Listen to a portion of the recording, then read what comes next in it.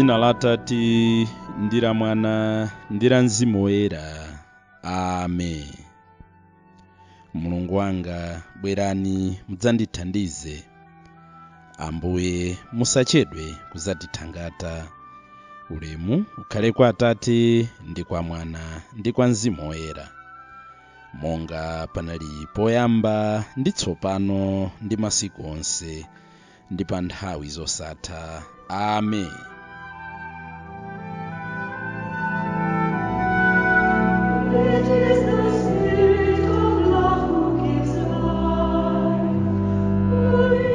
Pemphero la kudzipereka kwa Mzimu Woyera. Ine ndagwada mopempha ndi modzichepetsa, kudzipereka ndense, mzimu ndi thupi kwa inu pamaso pa oyera onse akumwamba ngati mboni zanga, kulemekeza inu kwathunthu Mzimu wa Mulungu wamoyo, ndikupembedza kuwala kwa kuyera kwanu, kulungama kwa chiweruzo chanu ndiponso mphamvu za chikondi chanu. Inu ndinu mphamvu ndi kuwala kwa mzimu wanga. Mwa inu ine ndilipo, ndimakhala moyo ndipo ndimayenda. Ndikufuna kuti ndisakukhumudwitseni kapena kukukwiyitsani chifukwa cha kusasamala zaulere zanu. Ine ndikupempha kwa inu kuchokera pansi pa mtima wanga kuti mundireretse, ndipo kuti ndisachite tchimo lina lililonse ngakhale laling'ono chotani. Mwachifundo chanu chopanda malire, muteteze maganizo anga kwa zoyipa za mtundu uliwonse, ndipo nthawi zonse mundithandize kuzindikira kuwala kwanu. Ndizimvetsera mawu anu ndi kutsata malangizo anu oyera. Ine ndikufuna kuphatana ndi inu, ndipo ndikudzipereka ndense kwa inu. Ndikupemphani mwa chifundo chanu kuti mundiyang'ane ndi kundilondola mkufoka kwanga, pano pamene ndili kugwira mapazi a Yesu Khristu oboledwa ndi misomali, ndikuyang'ananso ndi chikhulupiriro chonse mabala awo asanu aja ndi magazi awo amtengo wapatali. Ndipo pamene ndili kupembedza bala la mtima wawo woyera, ndikupempha molamba kwa inu Mulungu Mzimu Woyera, othandiza anthu ofoka ndi olema, kuti mundisunge ndi chaulere chanu, kuti ndiope ndi kuthawa tchimo. Ndipatseni chaulere, o inu Mulungu Mzimu Woyera, Mzimu wa Mulungu Atate ndi wa Mulungu Mwana, kuti ndizinena kwa inu nthawi zonse ndi pamalo ponse kuti, yankhulani Ambuye, popeza mtumiki wanu ndili kumva. Amen. Idzani mzimu olenga, mulowe mitima yathu,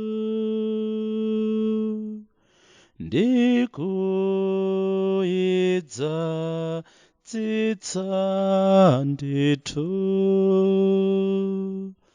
ndi chaulere chakumwamba,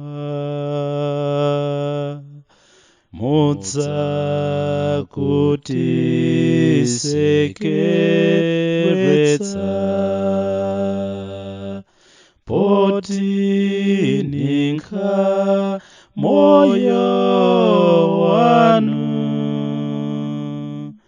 ndi chikondi chachikulu, ndi zonsezi natisowa, mphatso zanu zozizwitsa, muziyike mtima mwathu,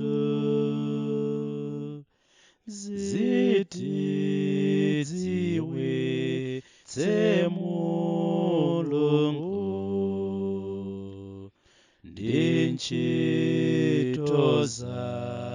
kezokoma. Muti onje nzeru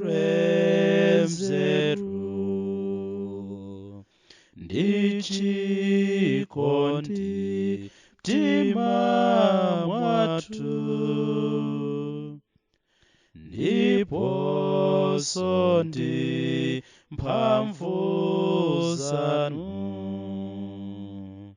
mulimbitse thupi lathu,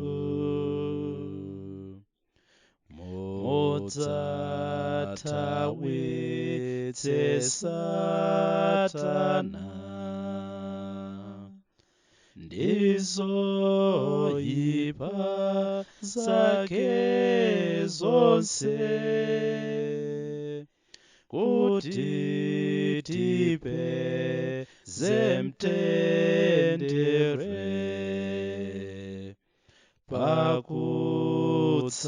pakutsata inu nokha.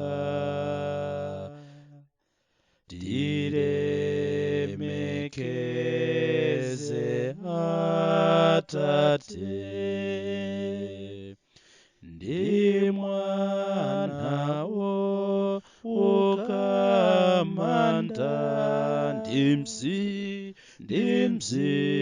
Mzimuwo sangalatsa.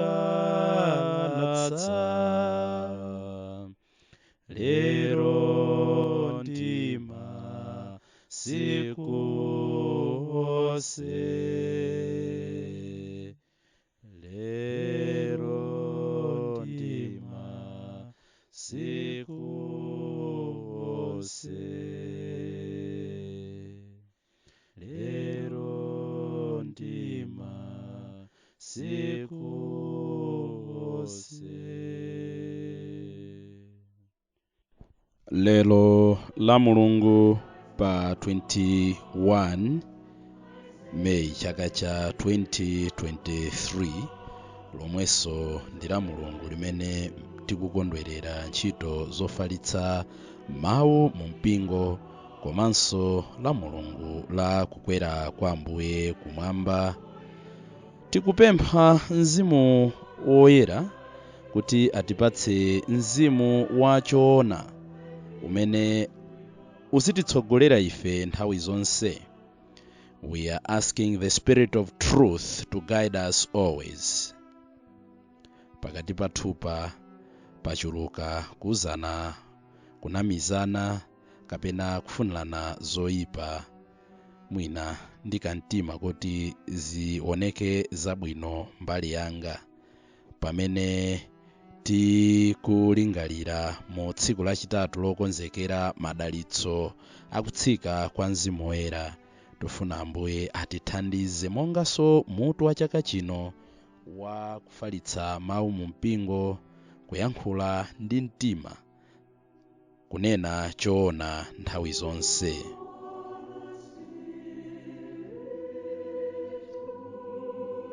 Mawu athu amene tikuwerenga tsiku la lero tikwatenga mu uthenga wabwino wa Yohane mutu wa 16 ndi 1 kulekeza 15. Ndakuwuziranitu zonsezi kuti mungadzataye mtima. Adzakudulani ku mpingo, komanso nthawi ili kudza yakuti aliyense amene adzakuphani adzayesa kuti akutumikira Mulungu. Adzachita zimenezi chifukwa sadziwa Atate kapenanso Ine. Koma ndimati muzimve zimenezi kuti nthawi yakeyo ikadzafika mudzakumbukire kuti ndidakuwuziranitu. Sindidakuwuzeni zimenezi poyamba pajayi, chifukwa ndinali nanu pamodzi.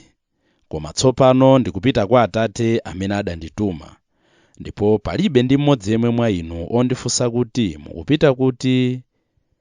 M'mitima mwanu mwadzaza chisoni chifukwa ndakuwuzani zimenezi. Komabe ndikuwuzani zoona kuti n'kwabwino koposa kwa inu kuti ndichoke, pakuti ngati sindichoka Nkhoswe ija sidzabwera kwa inu. Koma ngati ndipita ndidzayitumiza kwa inu, ndipo iyeyu akadzafika adzawadziwitsa anthu apansi pano kuti ngolakwa pa zakuchimwa, zakulungama ndiponso zakuweruza. Ngolakwa pa zakuchimwa chifukwa sadandikhulupirire, ngolakwa pa zakulungama chifukwa ndikupita kwa Atate ndipo simudzawandionanso, ngolakwa pa zakuweruza chifukwa Satana, mfumu ya anthu oyipa a dziko lapansi, waweruzidwa kale. Ndili nawo mawu ena ambiri oti ndikuwuzeni, koma simungathe kuamvetsa tsopano ayi. Koma akadzafika Mzimu wodziwitsa zoona uja, adzakuphunzitsani zonse, pakuti sadzalankhula zochokera kwa iye yekhayi, koma zilizonse zimene Atate adzamuuze, ndipo zimene adzalankhula, ndipo adzakudziwitsani zinthu zam'tsogolo. Adzandilemekeza, pakuti adzatenga zochokera kwa ine nadzakudziwitsani. Zonse za Atate anga nzanga, n'chifukwa chake ndanena kuti adzatenga zochokera kwa ine nadzakudziwitsani inu. Atate athu muli mmwamba, dzina lanu liyeretsedwe, ufumu wanu udze, kufuna kwanu kuchitidwe, monga kumwamba choncho pansi pano. Mutipatse ife lero chakudya chathu cha lero. Mutikhululukire ife zochimwa zathu, monga ifenso tikhululukira adani athu. Musatisiye ife mchinyengo, koma mutipulumutse ife kwa zoyipa. Amen. Tikuoneni Mariya, wachisomo chodzaza, Ambuye ali nanu, ndinu odala kupambana akazi onse, ndipo ngodalanso mwana wanu Yesu. Mariya woyera, mayi a Mulungu, mutipempherere ife ochimwa, tsopano ndiponso pa nthawi yakufa kwathu. Amen.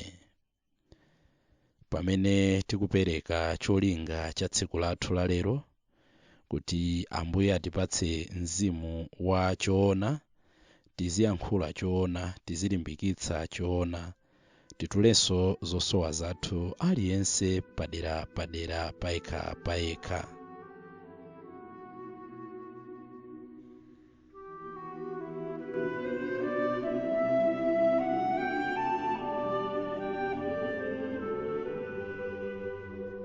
Pemphero lopempha mphatso zisanu ndi ziwiri za Mzimu Woyera. O Ambuye Yesu, amene munalonjeza apostoli ndi ophunzira anu mphatso ya Mulungu Mzimu Woyera musanakwere kumwamba, chonde tumizani Mzimu wanu Woyerawo mwa ine lero, kuti ayeretse mkati mwangamu, akometse ntchito ya chaulere ndi chikondi chanu mwa ine. Mundipatse mzimu wopatsa nzeru kapena luntha, kuti ndinyoze za dziko lino lapansi ndi kukhumbira zinthu zakumwamba.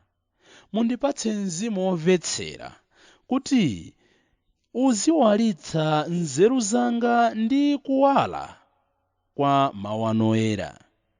Mundipatse mzimu wa malangizo, kuti ndizitha kusankha kukonda Mulungu ndi kukhumbira kulowa kumwamba.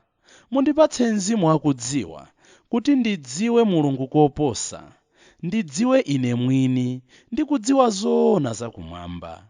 Mzimu woyeretsa, kuti ndiziona phindu lake la kutumikira Mulungu. Ndipatse mzimu oopa Mulungu, kuti ndidzazidwe ndi mantha akusunga chikondi cha Mulungu ndi kusamukwiyitsa. Ambuye, mundidinde ndi chizindikiro chakukhala ophunzira wanu, ndipo mkati mwangamu munditakase ndi mphamvu za Mzimu Woyera. Amen. Ulemu ukhale kwa Atate ndi kwa Mwana ndi kwa Mzimu Woyera, monga panali poyamba ndi tsopano ndi masiku onse ndi pa nthawi zosatha. Amen. Ulemu ukhale kwa Atate ndi kwa Mwana ndi kwa Mzimu Woyera, monga panali poyamba ndi tsopano ndi masiku onse ndi pa nthawi zosatha. Amen. Ulemu ukhale kwa Atate ndi kwa Mwana ndi kwa Mzimu Woyera, monga panali poyamba ndi tsopano ndi masiku onse ndi pa nthawi zosatha. Amen.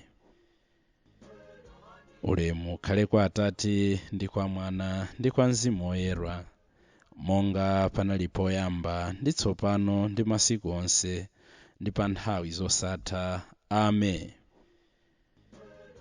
Ulemu ukhale kwa Atate ndi kwa Mwana ndi kwa Mzimu Woyera, monga panali poyamba ndi tsopano ndi masiku onse ndi pa nthawi zosatha. Amen. Ulemu ukhale kwa Atate ndi kwa Mwana ndi kwa Mzimu Woyera, monga panali poyamba ndi tsopano ndi masiku onse ndi pa nthawi zosatha. Amen. Ulemu ukhale kwa Atate ndi kwa Mwana ndi kwa Mzimu Woyera, monga panali poyamba ndi tsopano ndi masiku onse ndi pa nthawi zosatha. Amen. Ambuye akhale nanu. Madalitso a Mulungu wamphamvu zonse, Atate ndi Mwana ndi Mzimu Woyera akutsikireni ndi kukhala nanu nthawi zonse, osatopa kuchita zabwino bayi.